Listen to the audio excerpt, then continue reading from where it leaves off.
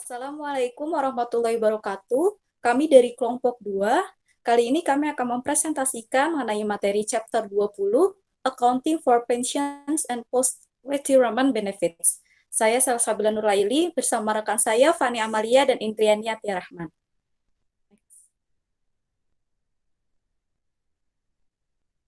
Materi yang pertama yaitu Pension Plan Accounting, pengaturan di mana pemberi kerja memberikan pembayaran kepada pensiunan karyawan setelah untuk pelayanan yang mereka lakukan selama tahun kerja mereka. Jadi di sini ada ilustrasi untuk pension plan. Yang pertama, employee ini berkontribution melalui bank, melalui administrator program pensiun, kemudian administrator program pensiun ini akan memberikan benefit payments kepada pensiunan para karyawan. Next slide.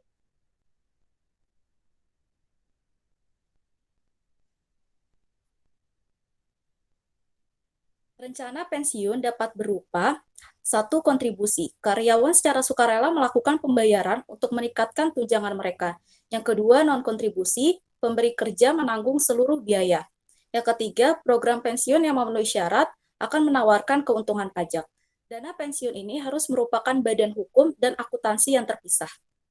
Next slide.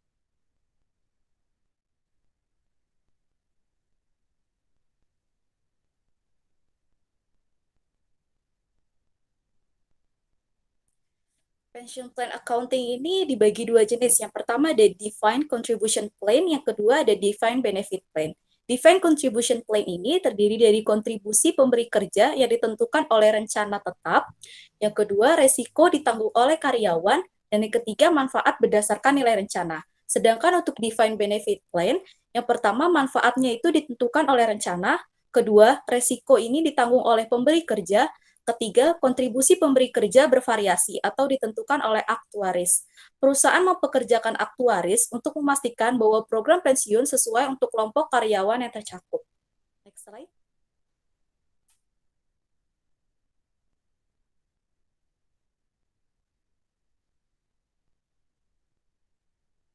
Peran aktuaris dalam akuntansi pensiun.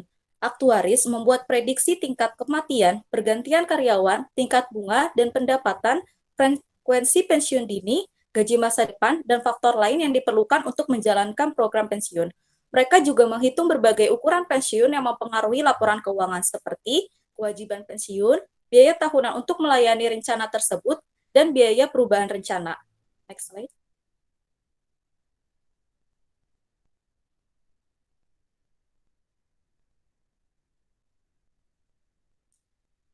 Pension plan accounting ini melalui ukuran kewajiban. Ukuran kewajiban ini ada dua pertanyaan. Yang pertama, apa kewajiban pensiun yang harus dilaporkan perusahaan dalam laporan keuangan?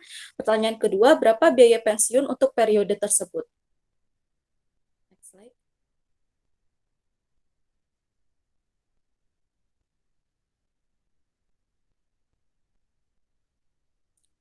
Ukuran kewajiban ini melalui pendekatan alternatif. Kewajiban pensiun pemberi kerja adalah kewajiban kompensasi tangguhan yang dimiliki kepada karyawan untuk jasanya sesuai dengan ketentuan program pensiun. Present value of expected cash flow compute by actuaries. Dibagi menjadi tiga, yaitu vested benefit obligation, accumulated benefit obligation, dan defined benefit obligation. Vested benefit obligation atau kewajiban manfaat tertanggung adalah manfaat untuk karyawan tetap hanya dengan gaji saat ini. Kalau untuk accumulated benefit obligation atau akumulasi kewajiban manfaat, yaitu manfaat untuk karyawan tidak tetap dengan gaji saat ini. Sedangkan defined benefit obligation atau kewajiban imbalan pasti adalah imbalan untuk karyawan tetap dan tidak tetap dengan gaji masa depan. Next slide.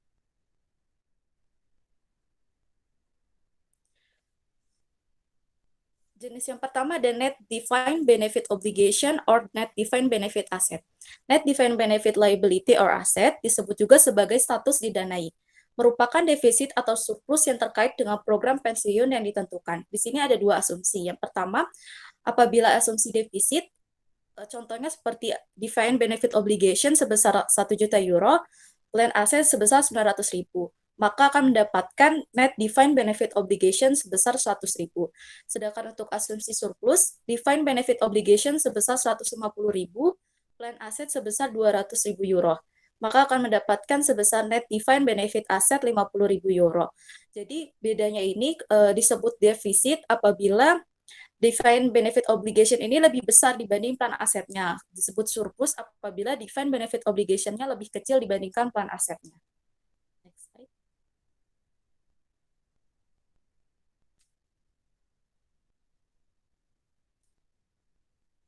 Kemudian ada reporting change defined benefit obligation or asset. IASB membutuhkan satu, semua perubahan kewajiban imbalan pasti dan aset program pada periode berjalan diakui dalam pendapatan komprehensif. Dua, perusahaan melaporkan perubahan yang timbul dari berbagai elemen kewajiban dan aset pensiun di bagian yang berbeda dalam laporan laba rugi komprehensif tergantung pada sifatnya. Next slide.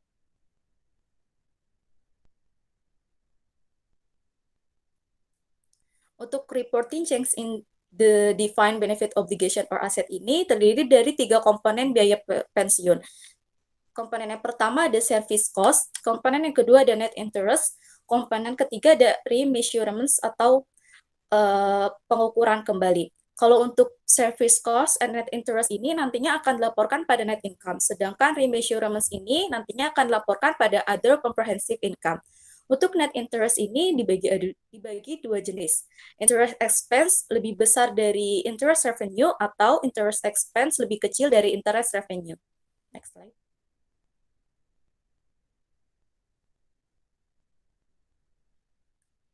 Yang pertama, service cost. Jadi service cost ini dibagi menjadi dua. Ada biaya jasa kini dan ada biaya jasa lalu. Biaya jasa kini adalah kenaikan nilai kini kewajiban imbalan pasti dari jasa karyawan pada periode berjalan.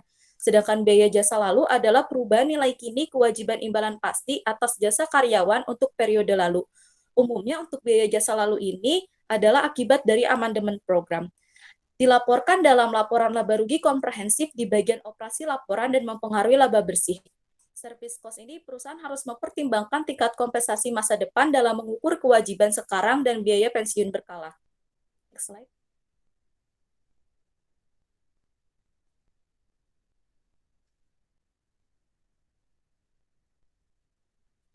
Yang kedua, ada net interest. Dihitung dengan mengalihkan tingkat diskonto dengan status pendanaan program atau kewajiban dikurangi aset program. Net defined benefit obligation akan menghasilkan beban bunga, sedangkan net defined benefit asset akan menghasilkan pendapatan bunga. Jumlah sering ditampilkan di bawah bagian operasi dari laporan laba rugi di bagian pembiayaan. Tingkat diskonto didasarkan pada hasil obligasi berkualitas tinggi dengan persyaratan yang sesuai dengan kewajiban pensiun perusahaan. Next slide.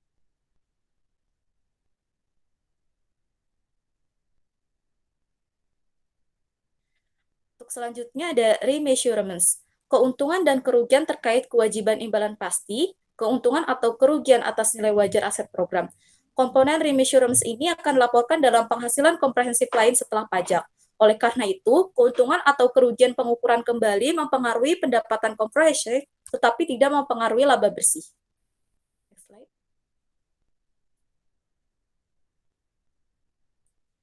Selanjutnya ada plan assets and actual return.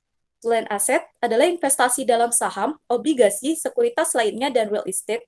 Plan aset ini dilaporkan dengan nilai wajar, kontribusi pemberi kerja dan pengembalian aktual aset program meningkatkan aset program pensiun. Manfaat yang dibayarkan kepada pensiunan dapat mengurangi aset program.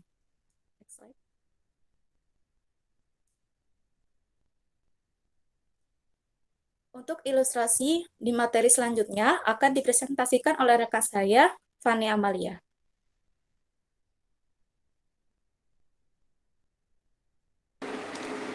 Untuk selanjutnya adalah ilustrasi dari plan aset dan actual return. Ilustrasinya, Hasbro SE memiliki aset program pensiun sebesar 4.200.000 pada 1 Januari 2019. Selama 2019, Hasbro menyumbangkan 300.000 untuk program tersebut dan membayar manfaat pensiun sebesar 250.000. Pengembalian aktual dari aset rencana adalah 210.000 untuk tahun tersebut. Maka hitunglah jumlah aset program pada 31 Desember 2019. Untuk plan asetnya di 1 Januari 2019 yaitu 4.200.000 given dari soal, kontribusinya 300 itu dari yang angka Hasbro menyumbangkannya dan aktual return-nya dari pengembalian aktual yaitu 210.000. Benefit paid to employee-nya 250.000.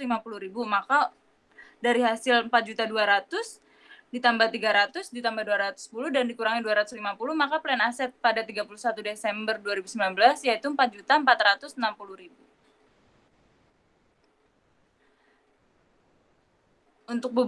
Untuk beberapa perusahaan menghitung pengembalian aktual sebagai berikut. Plan aset pada 1 Januari 2019 yaitu 4.200.000 dikurangi plan aset 1 Januari 2019 4.200.000, maka kita mencari aktual return-nya yaitu increase in fair value of plan asset 260.000. Deduknya contribution to plan 300.000, benefit payment to employees-nya 250.000, maka 260.000 dikurangi 50.000 yaitu 210.000.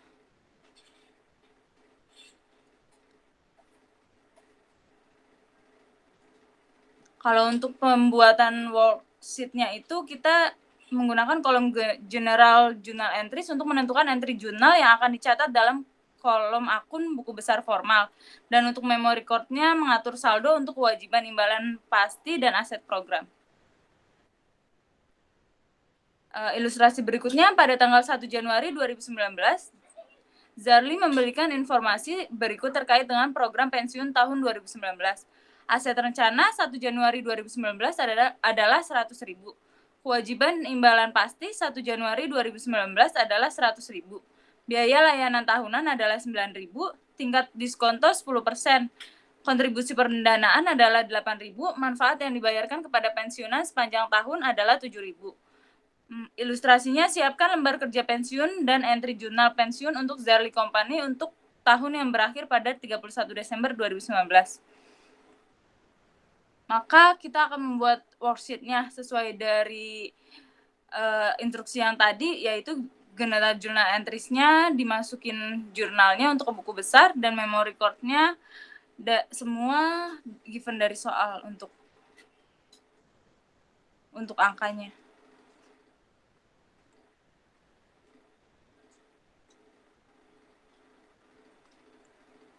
Dan untuk entry jurnal pensiunnya yang dari general journal entries yaitu pensiun expense sebesar 9.000 dan mendapatkan cash 8 pensiun expense 9.000 dan mengurangi cash 8.000 dan pensiun aset liability-nya 1.000 dari general journal entries daripada labelnya. Selanjutnya adalah past service cost. Perubahan nilai kini kewajiban imbalan pasti akibat amandemen program atau curtailment. Yang kedua, beban biaya jasa lalu selama periode amandemen atau curtailment atau pembatasan. Untuk plan amendments itu yang pertama introduction of a plan, withdrawal of a plan, yang ketiga change to a plan. Untuk curtailments yang itu significant reduction in the number of employees covered by the plan. Contohnya, pada tanggal 1 Januari 2020, Zarli mengubah program pensiun untuk memberikan imbalan purna jasa kepada karyawan dengan nilai sekarang sebesar 81.600. Fakta tambahan berikut berlaku untuk program pensiun untuk tahun 2020, yaitu biaya layanan tahunan adalah 9.500, tingkat diskonto 10%, kontribusi pendanaan tahunan adalah 20.000, manfaat yang dibayarkan kepada pensiunan sepanjang tahun adalah 8.000. Maka siapkan lembar kerja pensiun dan entry jurnal pensiun untuk Zarli Company untuk tahun yang berakhir pada 31 Desember 2020. Ini sama kayak tadi, tinggal dimasukin angkanya aja dari yang soal.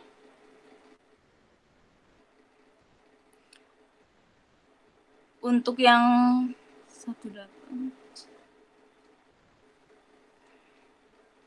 Untuk penghitungan obligasinya itu yaitu dari 193.600 dikali 10%, 10%-nya itu dari tingkat diskonto yang 10%.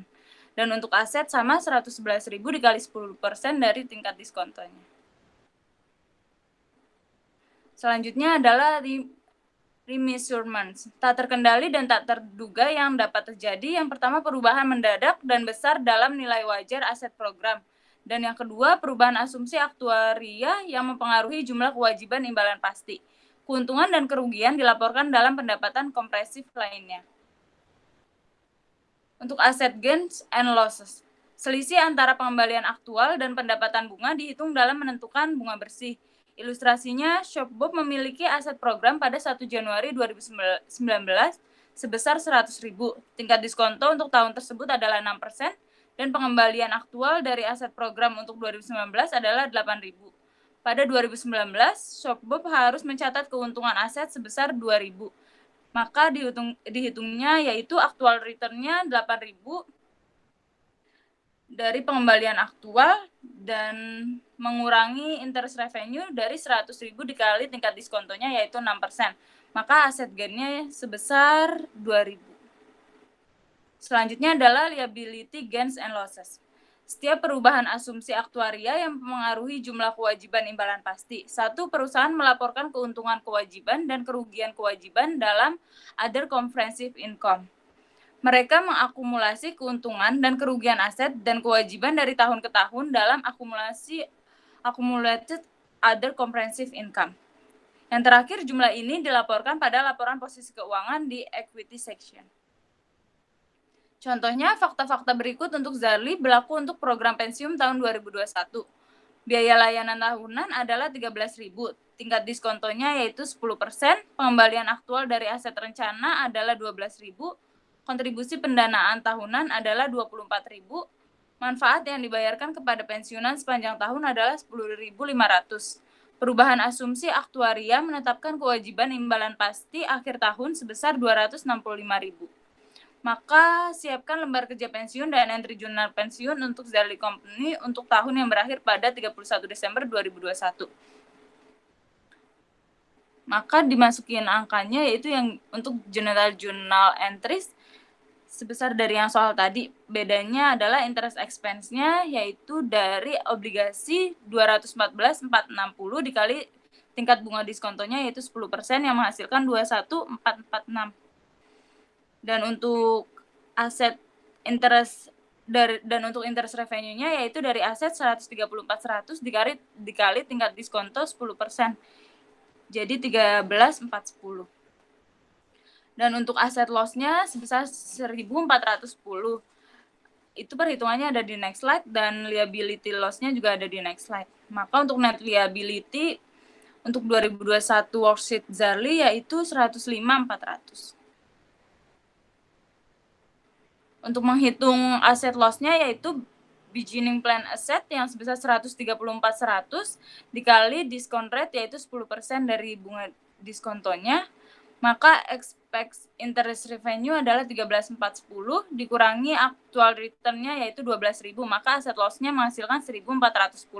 Dan untuk menghitung liability loss yaitu balance 31 Desember 2020 ditambah dengan service cost, ditambah interest expense, dan dikurangi benefit paid. Ya, jadi itu angkanya dari given soal semua.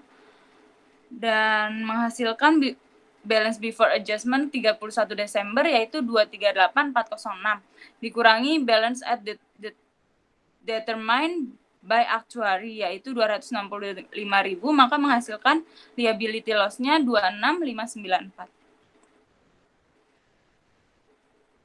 Maka untuk jurnalnya adalah pensiun expense sebesar 21036, other comprehensive income 28004, pada cash 24.000, dan pensiun aset atau liability-nya 25.040. Untuk selanjutnya akan dijelaskan oleh teman saya yaitu Indriane. Terima kasih.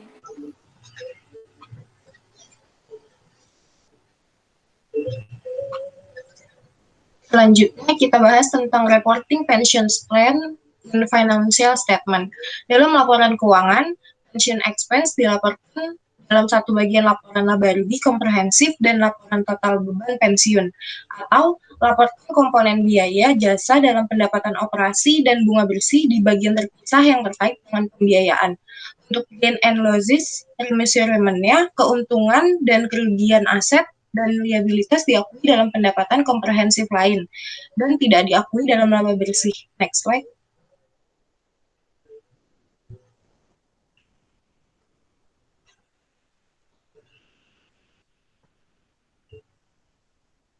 Di sini kita punya ilustrasi dari OBEISE memberikan informasi untuk tahun 2019.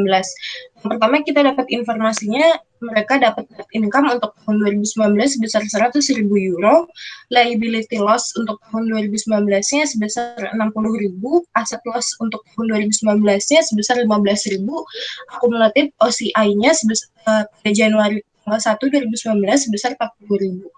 Step pertamanya kita harus hitung OCI comprehensive loss-nya dulu, didapat dari liability loss ditambah sama aset loss, karena mereka kan sama-sama loss, jadi 60.000 euro ditambah 15.000 euro hasilnya jadi 75.000 euro. Setelah dapat comprehensive loss-nya, kita kurangkan ke net income, jadi net income-nya dikurang sama ada comprehensive loss 100.000 dikurang 75.000, maka kita bakal dapat comprehensive income sebesar 25.000. Next slide.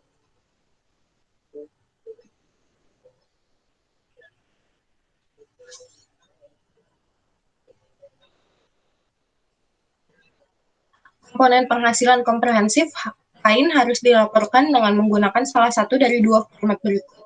Yang pertama ada two statement approach dan yang kedua ada one statement approach atau laporan gabungan comprehensive income. Yang kita bakal bahas di sini itu ada two statement approach karena lebih dianjurkan untuk mengerjakan PR menggunakan two statement approach. Bedanya kalau misalkan kita pakai one statement approach itu mereka nominalnya dalam satu garis yang sama. Kalau di sini kan contohnya pakai two statement approach, makanya liability loss dan asset loss-nya agak di kiri. Sementara kalau mereka udah di jumlah, mereka pindah ke kanan baru dikurang dengan net income. Nah, kita bahas di sini net income-nya kita tadi dapat 100.000 euro. Lalu kita cari dulu other comprehensive loss-nya dengan cara liability loss ditambah asset loss, jadi 75.000. Maka habis itu kita dapat comprehensive income-nya sebesar 25.000. Next slide.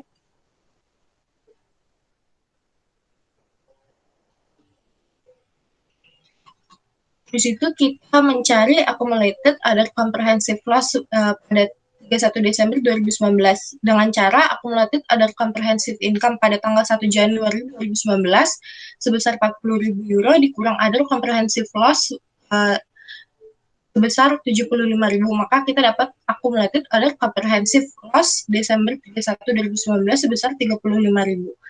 Nah, di bawahnya ada tampilan dari statement of financial position-nya di bagian equity section.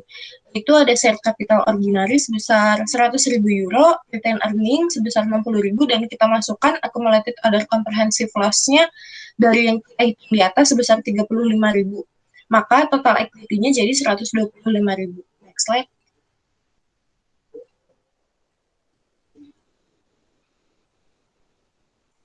Selanjutnya ada recognition of the net funded status of the pension plan. Perusahaan harus mengakui pada laporan posisi keuangannya status kelebihan dana atau pensiun aset atau kekurangan dana pensiun liability di program pensiun manfaat pasti. Classification of pension asset or pension liability.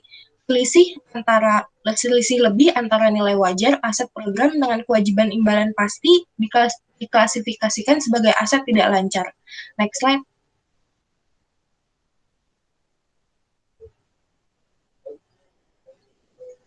Selanjutnya ada aggregation of pension plan. Satu-satunya situasi di mana pengimbangan diizinkan adalah ketika perusahaan yang pertama memiliki hak yang dapat dilakukan secara hukum untuk menggunakan surplus di satu rencana untuk menyelesaikan kewajiban di rencana lain. Dan yang kedua, maksud untuk menyelesaikan kewajiban secara neto atau untuk merealisasikan surplus dalam satu program dan menyelesaikan kewajibannya pada program lain secara bersamaan. Next slide.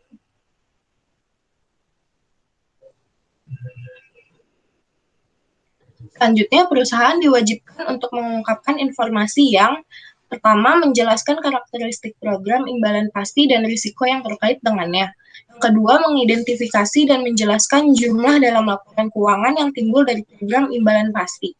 Yang ketiga, menjelaskan bagaimana program imbalan pasti dapat mempengaruhi jumlah, waktu, dan ketidakpastian arus kas masa depan perusahaan. Next slide.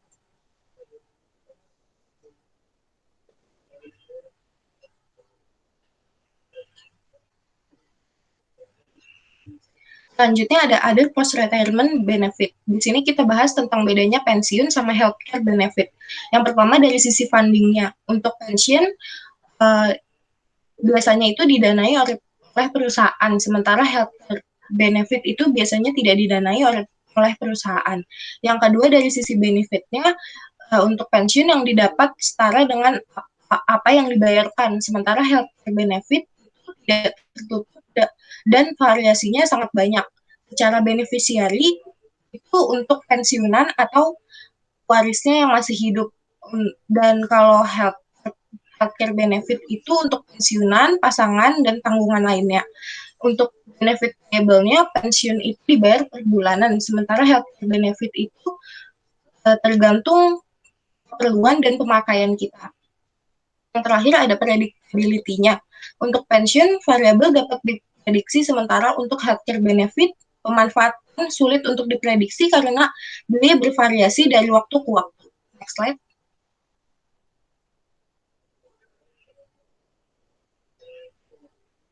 Sekian presentasi chapter 20 dari kami. Selanjutnya adalah pembahasan tentang E19.2, E19.13, dan E19.2.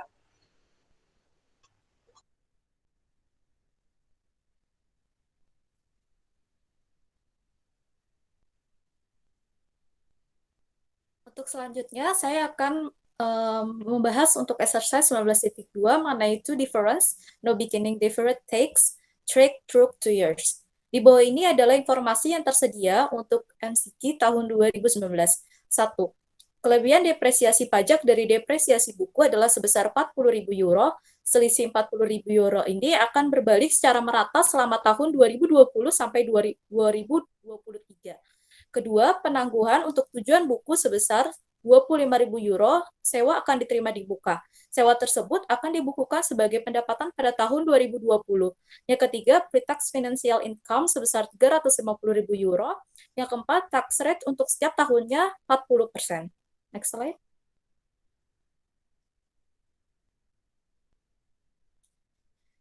Instruksinya, hitunglah taxable income untuk tahun 2019. B, buatlah entry jurnal untuk mencatat income tax expense, deferred income tax, dan income tax payable untuk tahun 2019. C, buatlah entry jurnal untuk mencatat income tax expense, deferred income tax, dan income taxes payable untuk tahun 2020. Asumsikan taxable income sebesar 325.000 euro.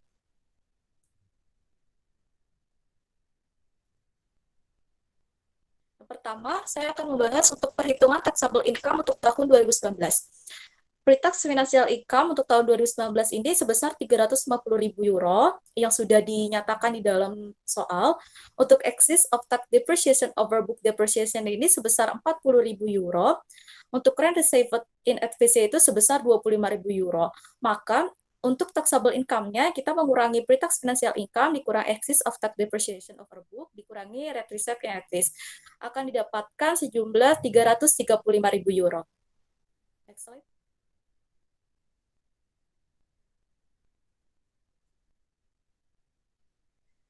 Untuk pembahasan yang B, buatlah entry jurnal untuk mencatat income tax expense, deferred income taxes, dan income tax payable untuk tahun 2019.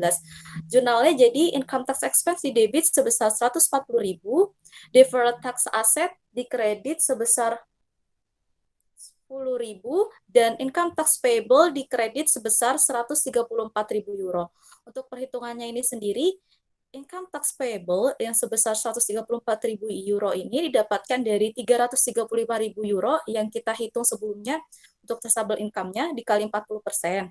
Sedangkan untuk deferred tax asset 10.000 ini didapatkan dari unearned rent yang sebesar 25.000 euro dikalikan dengan tax rate-nya 40%, maka didapatkan 10.000 euro. Sedangkan untuk income tax expense-nya ini 140.000 euronya didapatkan dari 134.000 dikurang 16.000 di 134.000 ditambah 16.000 dikurang 10.000. Next slide.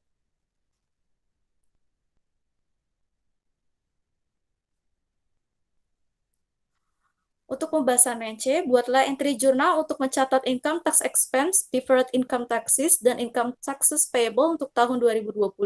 Asumsikan taxable income sebesar 325.000 euro.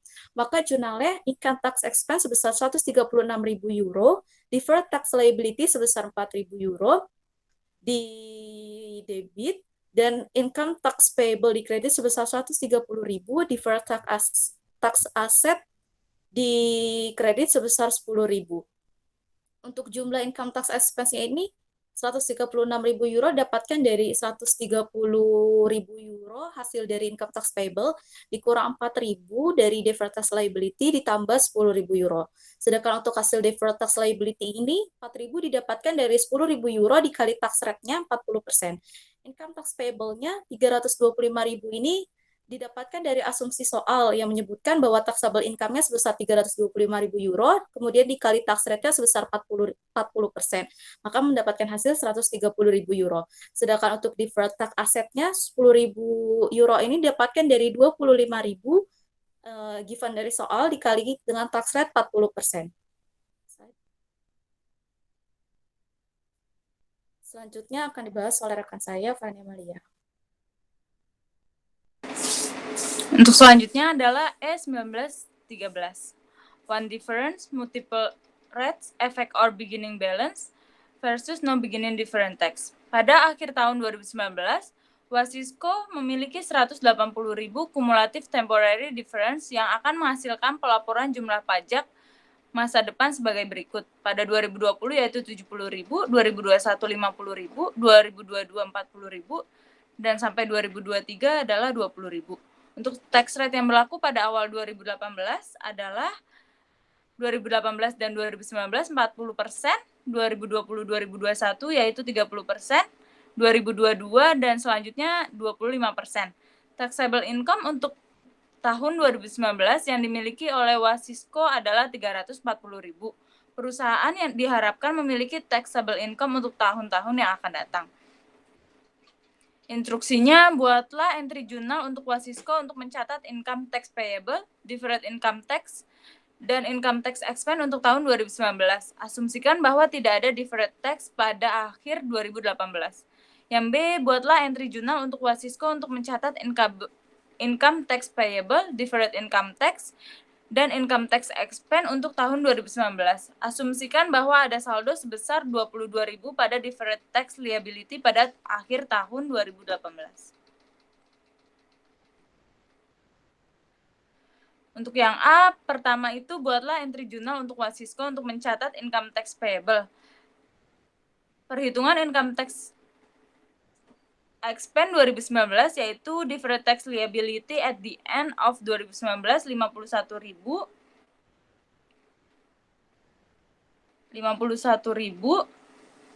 dan deferred tax liability at beginning of 2019 yaitu 0, maka deferred tax expense untuk 2019 yaitu 51.000 ditambah dengan current tax expense 2019 yaitu 136.000, maka income tax expense untuk 2019 adalah 187.000.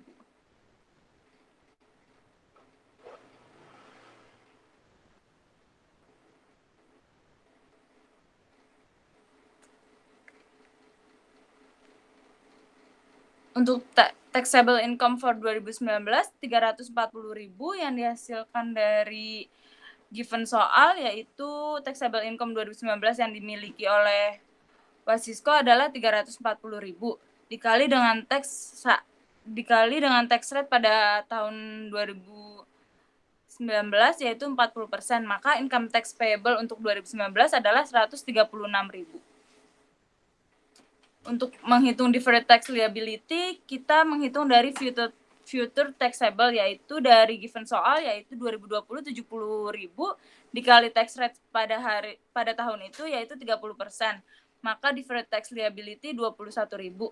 2021 given soalnya 50.000 dan tax rate yang berlaku yaitu 30%, maka deferred tax liability-nya 15.000. 2022 given soal 40.000 dikali dengan tax rate pada tahun itu yaitu 25%, maka menghasilkan 10.000. Dan terakhir 2023 given soal pada pajak masa depannya yaitu 20.000 dikali tax rate tahun 2023 yaitu 25%, maka menghasilkan 5.000. Maka totalnya yaitu deferred tax liability 51.000. Untuk jurnalnya yaitu income tax expense 187.000 pada income tax payable 136.000 dan deferred tax liability 51.000 dari perhitungan yang atas. Yang B, buatlah journal entry untuk Wasisko untuk mencatat income tax payable, deferred income tax, dan income tax expense untuk tahun 2019. Asumsikan bahwa ada saldo sebesar 22.000 pada deferred tax liability pada akhir tahun 2018. Maka perhitungannya yaitu deferred tax liability at the end of 2019 dari perhitungan tadi 51.000. Deferred tax liability at the beginning of 2019 22.000 itu dari given soal bahwa asumsikan ada saldo sebesar 22.000. Maka dikurangi yang menghasilkan deferred tax expense untuk 2019 yaitu 29.000. Dan current tax expense untuk 2019 136.000, maka income tax expense pada 2019 yaitu 165.000. Ini adalah perhitungannya. Taxable income for 2019 kan 340.000 dikali tax rate pada tahun itu 40%, maka income tax payable 2019 136.000. Dan untuk deferred tax liability-nya sama kayak yang tadi soal A, tapi kita tambahin beginning taxable yaitu 22.000 given dari soal. Maka deferred tax liability akhirnya yaitu 29.000. Maka untuk jurnalnya adalah income tax expense sebesar 165.000 pada income tax payable 136.000 dan deferred tax liability yaitu 29.000. Untuk selanjutnya akan dijelaskan oleh teman saya Indriani. Terima kasih. Selanjutnya pembahasan problem 19.2 tentang one temporary difference, bracket for 4 years, one permanent difference, and change in rate. Statement AG memiliki perbedaan antara financial income dan taxable income selama 4 tahun. Datanya sebagai berikut. Tahun pertama itu 2018, mereka punya financial income sebesar 290.000 euro dengan taxable income-nya 180.000 euro. Tax rate-nya sebesar 35%. Tahun 2019, financial income-nya 320.000 euro, sementara taxable income-nya 225.000 euro, dengan tax rate-nya sebesar 40%. Tahun 2020, financial income sebesar 350.000 euro, sementara taxable income-nya sebesar 260.000 euro, dengan tax rate-nya sebesar 40%. Untuk tahun 2021, tax financial income-nya sebesar 420.000 euro dengan taxable income-nya sebesar 560.000 euro, tax rate-nya 40%. Tax financial income untuk setiap tahunnya termasuk non-deductible expense sebesar 30.000 euro tidak pernah dikurangkan untuk tujuan pajak. Sisa selisih antara tax financial income dan taxable income pada setiap periode disebabkan oleh satu perbedaan temporer, yaitu depresiasi. Tidak ada deferred income taxes di awal tahun 2018. Next slide.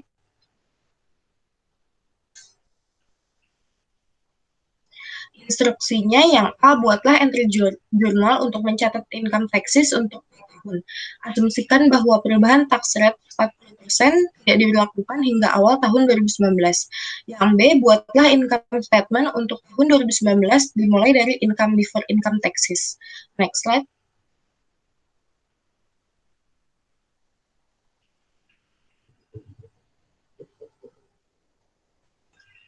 Yang pertama kita bahas yang A. Di sini kita hitung dulu temporary difference-nya. Dari financial income, terus kita tambah dengan non-deductible expense, lalu kita total dulu, terus kita kurangi dengan taxable income-nya.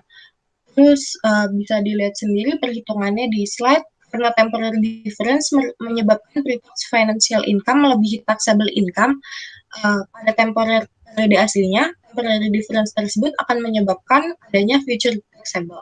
Maksudnya temporary difference menyebabkan pre-tax financial income melebihi taxable income itu kita bisa lihat dari Misalkan tahun 2018, kita lihat di paling atasnya itu kan pre-tax financial income-nya 290.000 euro, sementara kita punya taxable income-nya sebesar 180.000 euro, maka nanti kita punya future taxable sebesar 140.000 euro. Nah, di bawahnya kita hitung cumulative temporary difference at end of the year-nya. Untuk tahun 2019, kumulatifnya itu 140.000 euro. 2019 kumulatifnya sebesar 265.000 euro yang didapat dari tahun 2018 ditambah tahun 2019. Untuk tahun 2020 kita punya kumulatifnya 385.000 euro. Kita dapat dari tahun 2019 ditambah tahun 2020. Untuk tahun 2021-nya kita punya 275.000 euro. Itu didapat dari tahun 2020 dikurang tahun 2021. Kenapa dikurang? Karena kita punya temporary difference di tahun 2021 itu minus, makanya dikurang. Next slide.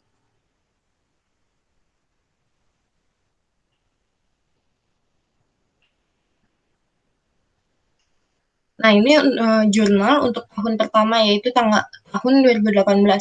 Sebenarnya jurnalnya cuma ada 3, itu di debit ada income tax expense sebesar 112.000 euro, pada kreditnya income tax payable sebesar 63.000 euro, dan deferred tax liability sebesar 49.000 euro. Income tax expense-nya didapat dari deferred tax liability di akhir tahun 2018 sebesar 49.000 euro, kurang beginning deferred tax liability di beginning 2018-nya. Jadi asumsinya nggak ada. Makanya 0. Maka dari situ kita dapat deferred tax expense untuk tahun 2018 sebesar 49.000 euro. Current tax expense-nya untuk tahun 2018 tadi kita dapat 63.000 euro. Maka income tax expense untuk tahun 2018-nya sebesar 112.000 euro. Sementara income tax payable-nya didapat dari taxable income for tahun 2018 sebesar 180.000 euro dikali sama tax rate-nya sebesar 35%, maka kita dapat 63.000 euro. Ini 63.000 kita alihkan ke yang paling bawah di bagian current tax expense untuk tahun 2018. Sementara yang terakhir deferred tax liability-nya ambil dari depresiasi, karena tadi mereka sebut perbedaan temporer kita hanya satu, yaitu dari depresiasi. Itu dari 140.000 euro dikali tax rate-nya 35%, hasilnya 49.000. Next slide.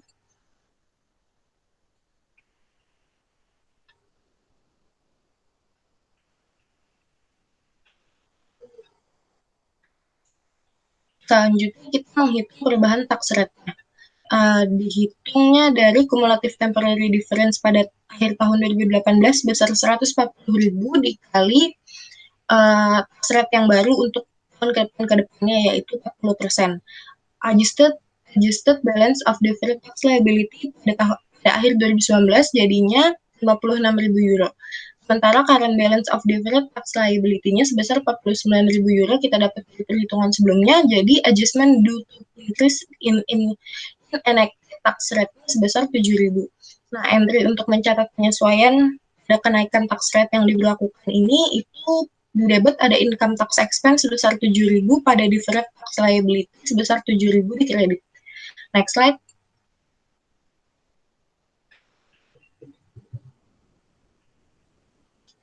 Selanjutnya ini jurnal untuk tahun 2019. Yang pertama kita hitungnya dari kita hitung income tax payable-nya dulu untuk tahun 2019, itu didapat dari taxable income untuk tahun 2019 sebesar 225.000 euro dikali tax rate-nya sebesar 40%. Maka hasilnya jadi 90.000. Habis itu kita hitung deferred tax expense untuk tahun 2019. Ini khusus untuk adjustment-nya, untuk penyesuaian perubahan tax rate tadi. Diambil dari deferred tax liability pada akhir 2019 itu dari 265.000 euro dikali 40%, hasilnya 106.000 euro. Terus dikurang sama deferred tax liability pada awal 2019 setelah adjustment itu 56.000 euro. Maka deferred tax expense untuk tahun 2019 exclusive of adjustment due to change rate or increase in deferred tax liability-nya sebesar 50.000 euro. Selanjutnya kita hitung deferred tax expense untuk tahun 2019 sebesar 50.000 euro. Sementara current tax expense untuk tahun 2019 total income tax payable-nya sebesar 90.000 euro, maka income tax expense untuk tahun 2019 eksklusif untuk adjustment-nya sebesar 140.000 euro. Maka entry-nya adalah di debit income tax expense sebesar 140.000 euro, pada di kredit income tax payable sebesar 90.000 euro, di kredit lagi deferred tax liability sebesar 50.000 euro. Next slide.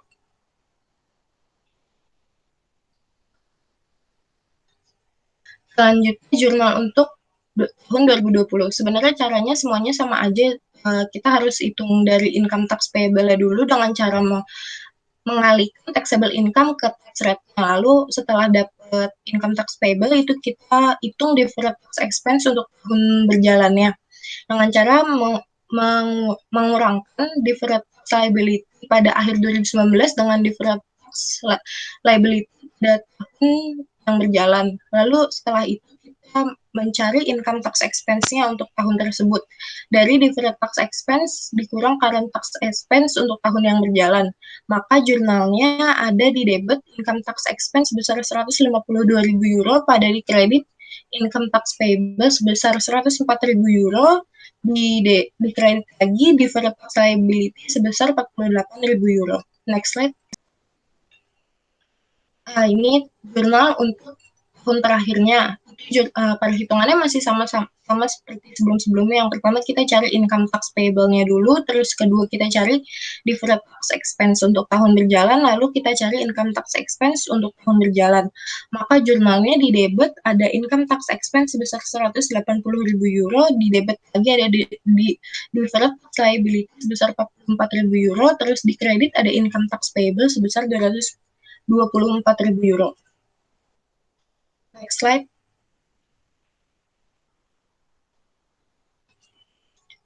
Instruksi yang selanjutnya, buatlah income statement untuk tahun 2019.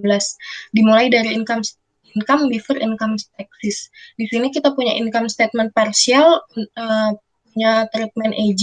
Dimulai dari income before income taxes sebesar 320.000 euro, terus kita punya income tax expense yang komponennya diambil dari current sebesar 90.000 euro, deferred sebesar 50.000 euro, dan adjustment due to change in tax rate sebesar 7.000 euro. Terus jadi income tax expense-nya jumlahnya 147.000 euro. Lalu income before income taxes-nya dikurang sama income tax expense. Jadi hasilnya kita dapat net income sebesar 173.000 euro. Next slide. Sekian presentasi chapter 20 dan soal jawab chapter 19 dari kami. Semoga bermanfaat. Wassalamualaikum warahmatullahi wabarakatuh.